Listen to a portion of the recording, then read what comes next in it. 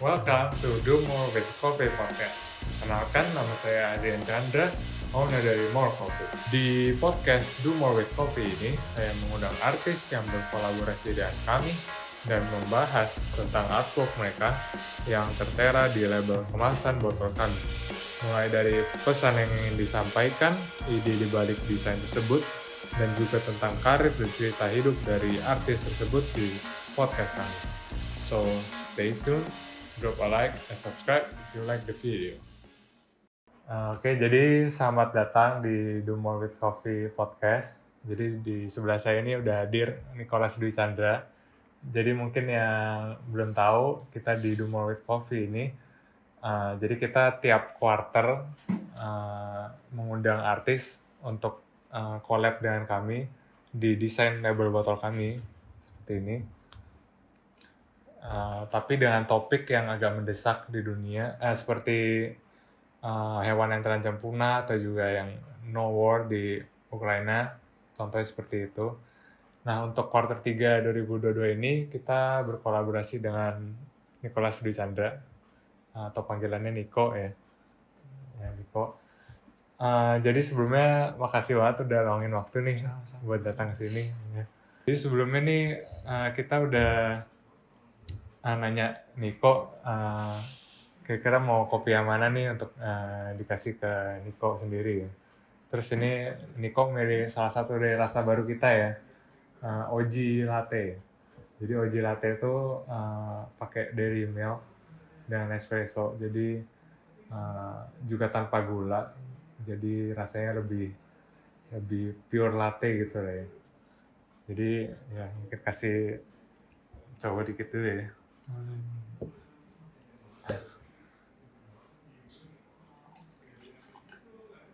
Thank you. Sip. Langsung minum aja nih ya. Yeah.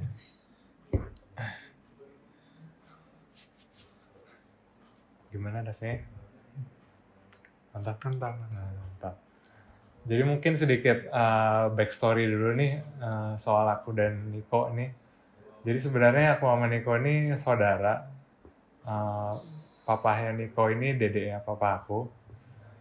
Tapi tadinya gue sendiri nih nggak tahu kalau si Niko ini bisa desain. Tadinya nggak tahu nih sama sekali. Terus waktu itu ceritanya ada acara Sangjit, lamaran salah satu saudara kita. Terusnya yang yang bikin aku narik perhatian aku lah ya, ada desain untuk souvenir di acara tersebut. Dan menurut gua sih ini unik banget ya. Jadi ini ceritanya ada hewan naga dan anjing.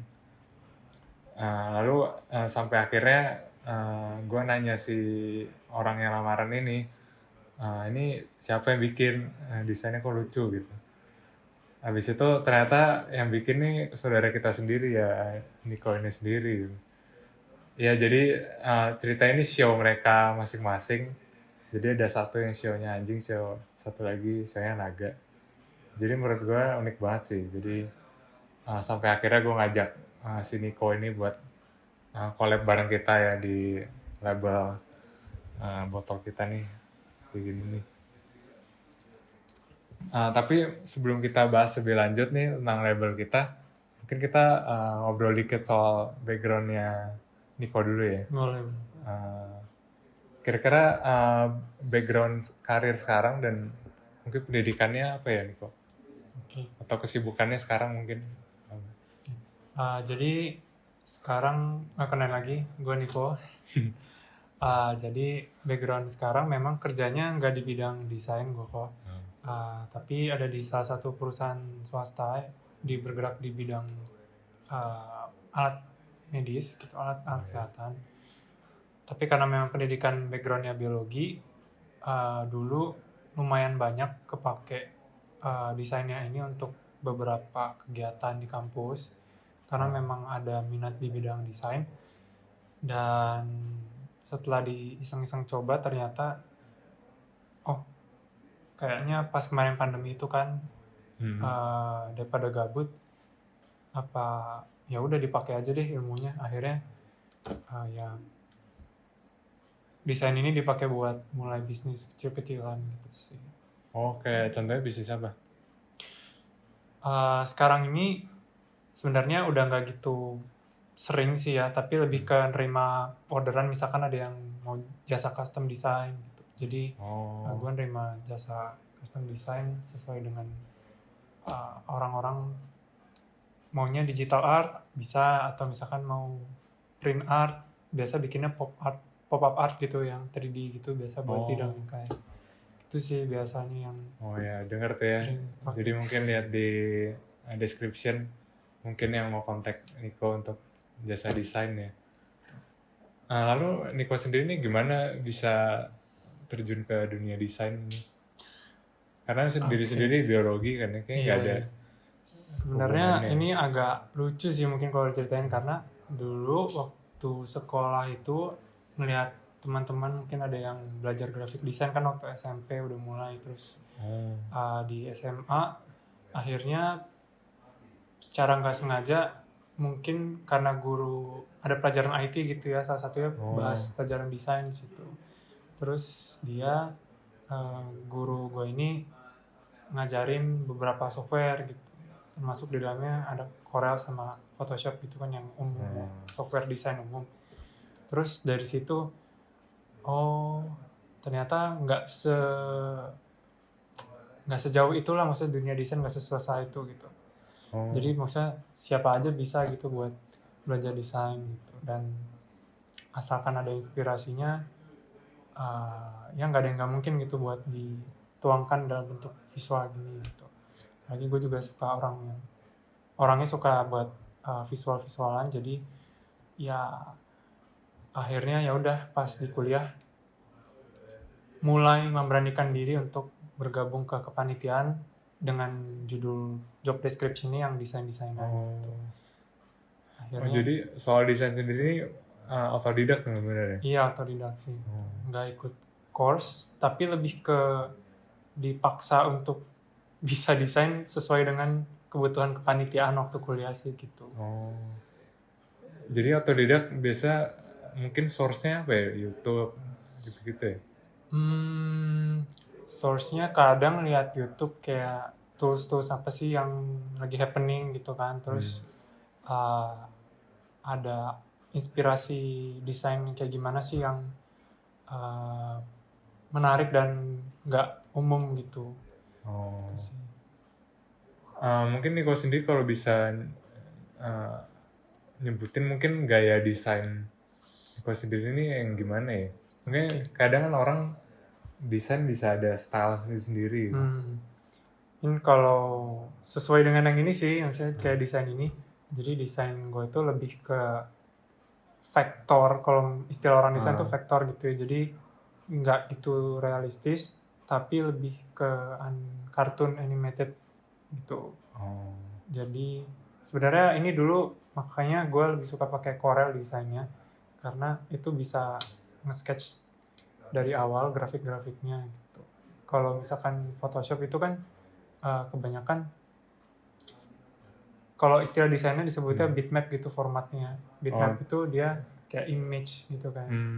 Kalau pixel gitu ya, iya kotak-kotak. Kalau ini dia berdasarkan itu garis titik-titik gitu. Nah jadi entah mengapa lebih seger aja gitu melihatnya kalau pakai yang style gini, jadi akhirnya keterusan deh. Oke, mungkin Niko sendiri apakah ada desainer favorit atau inspiration atau yang someone you look up to gitu lah? Mungkin ada. Sebenarnya karena ini otodidak, jadi campur aduk sih bisa dibilang inspirasinya gitu. Tapi karena background dari biologi, jadi memang gue banyak melihat juga ilustrasi biologi gitu. Mungkin nggak banyak orang yang tahu ya, kan kalau biologi itu banyak ilustrasi di buku-buku gitu, yang misalkan spesies ini gitu. Dulu kan belum ada foto gitu ya, itu di sketsa, di gambar gitu. Salah satunya ada namanya Ernest Haeckel. Nah itu dia salah satu namanya taksonomis gitu. Jadi dia yang bikin nama-nama pengelompokan spesies makhluk hidup juga gitu. Oh. Tapi dia di situ hebatnya banyak gambar-gambarnya yang zaman itu mungkin dibilang aneh gitu. Karena banyak makhluk-makhluk yang banyak orang nggak tahu, tapi dengan ada gambar itu akhirnya bisa orang pengen tahu lebih banyak tentang makhluk itu. Mungkin kalau di internet itu ilustrasinya salah satu yang populer itu di dalam laut ada namanya Nautilus gitu. Hewan-hewan yang di dalam Iya, banget di pokoknya. perairan dalam gitu. Nah itu di situ dia ada salah satu ilustrasi di situ bagus. Bisa dilihat nanti bukunya.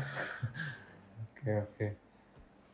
Mungkin apakah ada saran untuk pemula yang udah niat nih, aduh kayak desain keren nih, pengen coba belajar, mungkin ada saran nggak, mungkin mulai dari mana atau mindsetnya mungkin atau apa? Prinsip dasarnya sebenarnya kalau belajar apapun kan itu nggak ada yang terlambat gitu ya. Jadi asalkan kita tertarik ya cobain dulu aja gitu, nggak ada salahnya asalkan itu bisa bermanfaat. Cari sumber sebanyak mungkin karena ada internet sekarang kan membuat kita jadi nggak ada batasnya gitu ya buat berkreasi. Dan itu juga yang jadiin sekarang salah satunya dunia desain ini nggak terbatas pada art yang fisik aja, tapi digital art juga banyak gitu kan. Betul. Oke, jadi yang mau mulai desain udah asal mulai aja gitu, jangan lihat mungkin udah terlalu tua atau apa gitu ya. Mulai dari awal tuh kayak telat banget, nggak telat banget lah ya. Gue aja baru mulai pas kuliah gitu. Mungkin orang banyak yang waktu sekolah SMP udah mulai. Dari kuliah hasilnya udah seperti ini, keren banget kan. Bisa aja. Mungkin aku juga ini ya bisa dibilang desainer yang agak pemula lah ya. Kayak ini sebenarnya Rebel juga aku yang desain sendiri kan, dan aku sendiri nih pernah pengalaman ada yang namanya kreatif block gitu lah, kayak nggak kepikiran nih mau gimana, mau bikinnya kayak gimana atau apa. Mungkin Niko pernah ada pengalaman itu atau lalu juga mungkin gimana mengatasi itu? Ya pastinya ada gitu ya. Menurut gue sih semua orang yang di dunia desain ini adalah suatu ketika dia buntu gitu istilahnya kan ya kalau desain. Dan biasanya kalau gue ngadepin kayak gitu, entah gue melakukan hal yang lain dulu sampai nanti kepikiran cari inspirasi yang lain, atau seringnya gue tinggal tidur gitu. Gitu. Nanti bangun tidur biasa ada semangat baru buat inspirasinya gitu sih. Kadang sampai udah bikin ngotak-ngatik 3 kali gitu udah jadi, tapi nggak puas, akhirnya kembali lagi ke titik awal lagi bahkan gitu. Jadi ya take your time aja sih, daripada dipaksa mendingan nunggu inspirasi yang masuk gitu. Iya benar. Jadi pokoknya ini ya, take your time buat ngelakuin hal lain biar nanti mungkin pikirannya seger lagi gitu ya. Kalau gue sih gitu ya, mungkin orang lain ada yang beda, tapi ya biasanya menurut gue sih nggak bisa dipaksa lah gitu kalau desain. Oke, jadi nih kita mau mulai bahas soal artworknya Niko nih.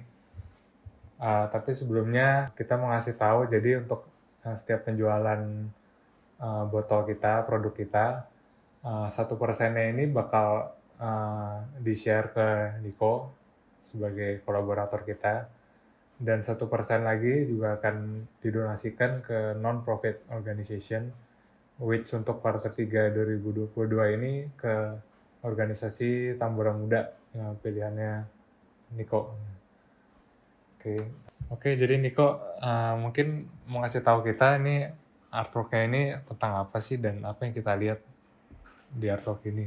Oke, jadi sebenarnya sederhana aja sih ide desainnya, karena kita kan di Indonesia itu beragam ya, punya keberagaman yang tinggi, mulai dari kulturnya, terus sampai ke keanekaragaman makhluk hidupnya gitu ya, keanekaragaman hayatinya. Dan tapi masih banyak orang yang nggak peduli gitu sama hal-hal ini gitu. Baik itu di budaya maupun di keanekaragaman hayatinya, banyak orang yang memandangnya kayak apaan sih gitu, nggak kenapa-kenapa gitu, nggak penting buat diperhatiin gitu kan. Jadi di sini ide dasarnya sih sebenarnya gimana kita bisa menghargai dan sadar gitu ya bahwa budaya dan keanekaragaman hayati ini nggak bisa dilepaskan gitu. Dimana sebagai warga Indonesia ini hal yang bisa kita syukuri gitu keanekaragamannya, dan jangan cuma sekedar sampai tahu aja gitu, jangan sampai aware aja, tapi gimana kita juga ada actionnya gitu. Lebih ke mungkin gue bahas sedikit tentang background biologi gitu ya. Sebagai dulu gue masuk biologi sebenarnya nggak ada kepikiran bahwa tujuan gue masuk itu buat jadi orang yang peduli sama konservasi gini-gini gitu kan. Karena ya udah pikirnya dulu biologi karena suka biologi dan ilmunya itu tentang makhluk hidup, mempelajari makhluk hidup, tapi nggak sampai ke mempelajari rantai kesinambungan makhluk hidup gitu ya, ekosistemnya gitu kan. Tapi ternyata setelah sering belajar, oh biologi itu nggak bisa dilepaskan dari manusia juga gitu loh, bukan sekedar sains yang ilmiah susah dan nggak semua orang perlu tahu gitu, tapi sesimpel kayak di sini misalkan ada hewan Tarsius, di sini ada anggrek hitam. Ini namanya apa ya? Tarsius. Ini Tarsius nih, ini endemik di Indonesia, khususnya di daerah Sulawesi gitu. Anggrek kayak sering lihat di Madagaskar gitu, tapi nggak tahu itu hewan apa. Mungkin agak berkerabat gitu ya, mungkin beda sama lagi. lemur-lemur itu agak orang sering tukar gitu. Terus ini ada anggrek hitam, ini di Papua yang ini. Terus ini burung cendrawasih sama di Papua. Terus ini komodo yang mungkin banyaknya tahu ya, Varanus komodoensis di Pulau Komodo. Dan ini kurang lebih cuma segelintir dari spesies-spesies yang dalam tanda kutip terancam gitu ya. Dan mungkin orang taunya kalau pelestarian itu ya udah biar nggak punah aja gitu. Tapi sebenarnya di balik itu para peneliti dan konservasionis gitu ya, orang yang pelestarian ini berusaha mati-matian buat nyadarin masyarakat. Ini bukan sekedar punah atau nggak punah aja, tapi kalau mereka berkurang itu bisa ganggu keseimbangan bumi secara keseluruhan gitu. Mungkin sekarang ini situasinya sendiri, mungkin kita ngomong di Indonesia aja ya. Sebenarnya gimana sih untuk situasi ekosistem atau juga hewan-hewan tumbuhan yang terancam punah ini, situasinya sekarang gimana sih kondisinya? Kalau di Indonesia sendiri sebenarnya ada banyak banget ya hewan yang statusnya ini relatif terancam gitu. Dengan adanya berbagai ekspansi, misalkan industri, terus pembukaan lahan buat bikin pemukiman gitu ya, kita nggak bisa pungkiri kan ya jumlah manusia terus bertambah kan, terus butuh banyak lahan. Tapi seringkali nggak diiringi dengan kita mau action apa gitu untuk balas budinya terhadap apa yang udah kita lakukan gitu loh. Misalkan kalau buka lahan, ada riset yang menunjukkan kalau kayak yang sekarang yang relevan itu COVID gitu kan, yang corona itu dari kelelawar dan juga atau dari hutan-hutan yang nggak terjamah, virus-virus itu banyak dari sana. Kenapa bisa sampai menginfeksi manusia padahal dulu nggak ada gitu virus-virus baru, sekarang banyak. Karena banyak area yang seharusnya nggak dijamah, nggak diganggu sama manusia, tapi dimasukin dan akhirnya infeksi ke manusia lah gitu. Akhirnya itu mengganggu. Itu yang mungkin salah satu contoh yang kita bisa relevan lah ya gitu sehari-hari. Atau mungkin kayak hewan ini misalkan seperti Tarsius ini kenapa dia berkurang, karena banyak hutan-hutan yang dibuka karena kebutuhan pembukaan lahan tadi, akhirnya mereka hilang habitatnya gitu.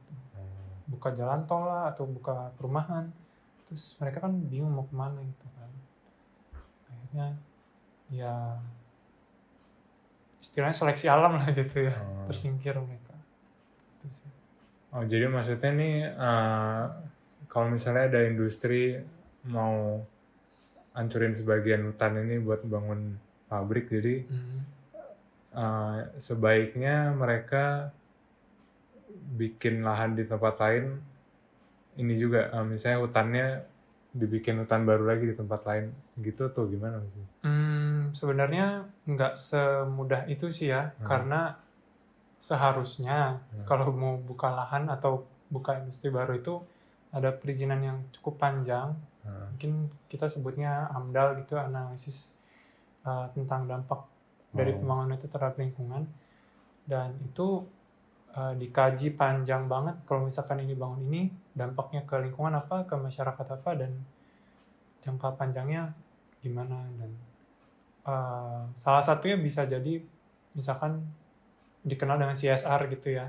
CSR mereka mau ngapain sebagai balas budinya, bisa dinanam reboisasi, nanam pohon lagi. Tapi nggak segampang tanam terus tinggal udah selesai gitu. Pabriknya harus boleh dirawat banget. ya. Nah itu dia.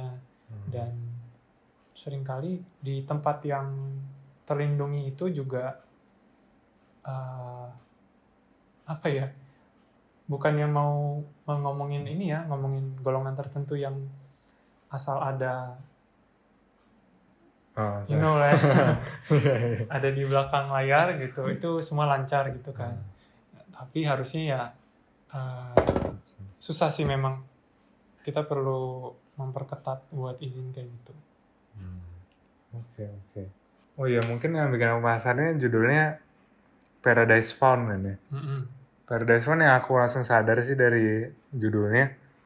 Jadi ceritanya ini ada 2 orang ngelihat ke dalam, mungkin maksudnya ini bawahnya paradise gitu kali ya. Betul. Gitu ya. Iya. Jadi ceritanya ini ilustrasinya kan seperti masih pemuda yang cenderung pemuda gitu ya, yang ngintip ke dalam itu. Di sini ingin mengingatkan lagi sih khususnya ke generasi muda Indonesia yang nantinya akan meneruskan untuk ngurus Indonesia gitu kan ya. Kita sebenarnya tinggal di daerah yang paradise gitu, udah paradise sih, tapi kita seringkali nggak sadar gitu. Gimana sih kita perlu mensyukuri paradise ini, Indonesia ini, dan ya itu tadi sih, ada actionnya gitu buat melestarikan dari hal yang sederhana. Oke. Apa inspirasi ya dibalik artwork Paradise Found ini? Inspirasinya sebenarnya berangkat dari beberapa pelajaran di kuliah juga gitu ya, tentang spesies-spesies ini yang pengen banget sih gue kasih tunjuk ke masyarakat gitu loh. Kita punya banyak keindahan alam yang belum banyak orang tahu. Jadi ya inilah beberapa contoh yang tersebar di Indonesia gitu, dari barat sampai ke timur, ini keindahan alamnya gitu. Oke. Mungkin apa aku bisa di-sharing proses pembuatan artwork kayak ini, mungkin pakai software apa, kayak hardware apa, terus ya mungkin proses desainnya gitu. Oke. Jadi yang seperti yang gue bilang tadi, gue kan terbiasa pakai Corel gitu ya. Jadi ini pakai Corel Draw buat softwarenya. Ada inspirasinya nyomot dari internet, terus disesuaikan lagi gitu sama bentuk-bentuknya supaya masuk. Terus itu tadi ada sempat momen kreatif blognya gitu. Sempat ada juga buntu gitu kan. Kayaknya udah jadi tapi kok nggak srek gitu loh. Jadi akhirnya didiemin dulu, baru besoknya lanjut lagi gitu. Oh udah ada, kenapa nggak gini ya kemarin? Oh iya, lalu untuk artwork ini sendiri berapa lama tuh dari ide sampai Hmm. hasil akhirnya. Sebenarnya yang lama itu coret-coret dan dari scratch-nya sih. Karena ketika di awal itu sama kayak misalkan bikin paper atau skripsi gitu kan. Bab 1 mungkin pendek sebenarnya, tapi itu yang menentukan ke depannya mau kayak gimana. Itu susah di depannya. Foundationnya. Foundationnya kayak gue mau ngapain sih dengan ide gue ini gitu. Kemudian ke belakangnya itu yang makan waktu adalah tadi yang creative block-nya gitu. Udah jadi tapi nggak serk, terus bingung mau diapain gitu. Itu kemarin sempat beberapa hari didiemin karena belum dapet inspirasi lagi sih. Mungkin kalau yang udah lebih profesional bisa dapet inspirasi lebih cepat sih dari gue gitu. Jadi berapa lama tadi nih? Dari nyari idenya. Dari awal ya. Kurang lebih lama sih ya, hitungannya 2-3 minggu sih. 2-3 minggu. Itu oke lah, nggak lama-lama banget. Lama itu sebenarnya. Lama ya? Kalau dikejar deadline klien itu udah, waduh, nggak boleh itu. Cuma karena ini dikasih kebebasan, ya itu jadi akhirnya gatal sendiri gitu loh. Kayaknya kurang. Gitu. Jadinya bilang, bisa kalau dikasih sama klien, oh ya udah dikejar waktu akhirnya. Terus bahasanya ini kok jadi pernah ikut kegiatan konservasi gak? Sampai saat ini memang terbatas di kampus aja sih ya. Kalau bisa dibilang, gue nggak segitu aktifnya juga di kegiatan konservasi yang NGO gitu ya. Tapi waktu kemarin di kampus ada kesempatan buat ikut beberapa acara yang mengenalin sama keanekaragaman hayati ini. Kebetulan ada kayak kelompok studinya gitu kalau di biologi di kampus dulu. Jadi kebetulan di kampus tuh ada yang tentang tumbuhan belajarnya, ada yang tentang wildlife, ada yang tentang mikroorganisme sama kelautan gitu. Nah gue ikut yang tumbuhan sama yang wildlife ini gitu. Makanya ya mungkin di sini agak kegambarnya yang itu gitu kan ya. Terus ngapain aja? Pernah ngapain aja mungkin? Sama mereka pernahnya paling waktu itu ikut bantu bikin publikasi, terus publikasi maksudnya itu apa? Paper? Enggak, jadi ada sosmed. Betul, kalau yang riset waktu itu belum sempat ikut, tapi kegiatan mereka ada yang organisasi yang gue ikut itu ada yang studi misalkan ke Pulau Seribu atau ke Taman Nasional apa, terus ada risetnya itu ada gitu. Cuma waktu itu belum berkesempatan karena ya ada jadwal yang lain gitu kan. Gitu sih. Tapi agak nyesel sih sebenarnya, apalagi kena pandemi kemarin jadi ya nggak bisa ikut. Harusnya ada namanya eksplorasi kalau di kita. Kegiatannya biasa kayak melihat tanaman-tanaman apa, terus ada hasil publikasi ilmiahnya gitu. Kalau eksplorasi itu ngapain aja ke tempat itunya, ngapain aja? Kalau berdasarkan dari teman-teman yang ikut acaranya, itu mereka mulai dari survei, terus biasa ada pendataannya, nanti di compare sama data yang sebelumnya, misalkan supaya jadi data kayak yang tadi, misalkan trennya gimana sih spesies atau kelompok tumbuhan, misal anggrek-anggekan di Taman Nasional A itu tahun ini segini, kita risetnya segini, terus dari yang zaman dulu gimana sih perbandingannya, ada penurunan apa. Jadi lebih collect data gitu ya? Iya, lebih gitu sih. Tapi kalau ini sendiri, soal konservasi sendiri? Nah, soal konservasi itu biasanya ada seminarnya. Kita ngadain seminar itu dari kelompok studi tadi, itu biasa ada 1 acara per tahun. Itu nanti digabungin, ada tema khusus yang diangkat. Nanti kita memberikan background juga, apa sih pentingnya, relevansinya riset ini sama ekosistem kita gitu, sama sehari-hari yang lebih nyambung sama orang awam gitu kan. Oh. Karena kalau publikasi ilmiah mungkin nggak semua orang Oh. tertarik gitu kan ya buat baca. Jadi gitu sih pengemasannya. Oke, lalu lu sendiri kenapa memilih ini Tambora Muda sebagai resipien donasi kita ya? Oh, kebetulan jadi Tambora Muda ini merupakan salah satu organisasi yang didirikan sama senior gue waktu di kampus. Dan gue tahu kalau memang organisasi ini punya program-program yang meningkatkan awareness dan juga actionnya itu targetnya ke para pemuda-pemuda gitu. Jadi harapannya bisa lebih long term gitu, ada action yang bisa dipersiapkan buat generasi mendatang Indonesia. Terlebih lagi karena ini kan non profit gitu ya. Jadi ya nggak ada salahnya kalau kita support untuk hal yang baik dengan art yang mungkin berhubungan gitu sama kerja mereka. Gitu sih. Jadi maksudnya ngincer anak muda, apa bedanya apa yang mereka lakuin sama yang mungkin dulu gitu? Mungkin lebih banyak di sosial media gitu-gitu ya? Untuk ya, kalau raise awareness sih mungkin. Ya, jadi mereka sering kali ngadain acaranya itu baik itu yang kayak seminar atau kayak ada workshop pelatihan khusus atau bikin kolaborasi pendanaan buat riset kayak tadi gitu. Nah itu mereka bantu untuk fasilitasin itu. Jadi bedanya kalau emang dulu mungkin lebih apa ya? Sekarang lebih ada digitalnya juga gitu. Terus lebih di kekinian gitu pengemasannya. Jadi orang awam pun bisa Oke, jadi mungkin yang mau lihat Tambora Muda, website-nya ada di description. Lalu untuk next saya juga bakal coba kontak orang di Tambora Muda.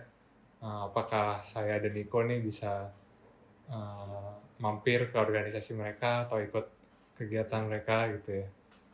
Jadi stay tune untuk next videonya ya. Sebagai masyarakat umum yang mungkin nggak gitu tahu dengan kondisi ekosistem hewan terancam punah seperti ini, apa sih mungkin yang bisa kita lakuin untuk kontribusi gitu, untuk membantu konservasi misalnya gitu. Sebenarnya ini mungkin kedengaran sepele gitu ya. Dulu mungkin waktu kita di SD diajarin jangan buang sampah sembarangan, terus tanamlah tanaman gitu di rumah. Tapi itu benar gitu loh. Meskipun nggak berhubungan langsung sama hewan-hewan ini, tapi dengan melakukan itu kita membantu mengurangi efek berantai tadi. Misalkan kita mengurangi penggunaan sampah yang sulit didaur ulang. Akhirnya kita mengurangi kebutuhan buat buka lahan untuk tempat pembuangan sampah. Itu bisa efeknya lanjut lagi ke pengurangan kebutuhan lahan yang harus dibuka. Akhirnya nanti hewan-hewan ini bisa tetap memiliki lahan aslinya gitu, habitat aslinya buat berkembang. Terus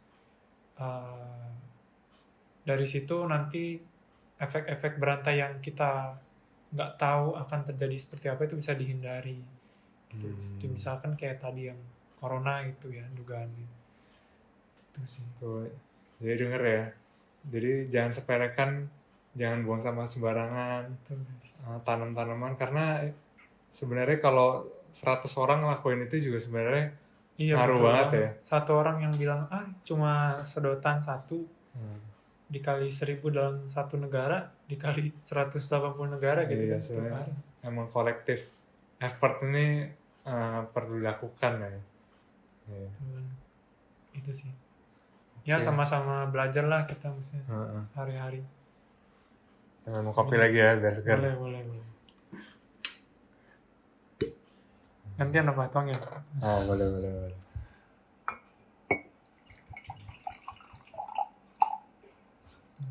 Sip. Kita lagi. Oke. Atas.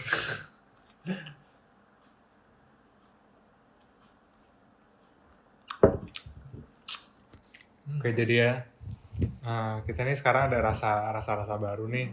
Ini OG ini salah satunya. Dan juga ada Apa ini lagi? yang sea salt caramel latte ya. Jadi latte tapi ada asin-asin dari sea salt dan juga karamel yang manis-manisnya gitu ya. Lalu yang baru juga nih ada black number 2. Jadi bedanya sama yang number 1 itu, ini nih notes-nya ini floral, black tea dan juga ada coklatnya gitu. Jadi beda ya, untuk number 1 kan dark chocolate dan nuts ya. Jadi ini lebih ada asam-asamnya. Yang mau beli ini bisa langsung visit aja www.morrcoffee.com, morecoffee.com. Oke, jadi thank you banget Enik udah ngeluangin waktunya ke sini ngobrol-ngobrol soal Sama-sama. biologi, konservasi dan juga artwork nih. Yang menarik banget nih. Dan ini sebagai tanda terima kasih juga, ini kita kasih 1 botol nih ya. Mantap. Kamu. Ini kalau udah Thank you. selesai minum bisa cuci, lalu mungkin jadiin pajangan atau di mana gitu. kan ada. Lo pesen lagi? Hah? Pesen lagi? Kalau pesan lagi ya boleh dong. Thank you, Oke. thank you. Jadi ditunggu video selanjutnya, kita visit Tambora Muda di www.morcoffee.com, morrcoffee.com, dan juga ada di YouTube Do More with Coffee. Thank you Thank you, for guys. watching.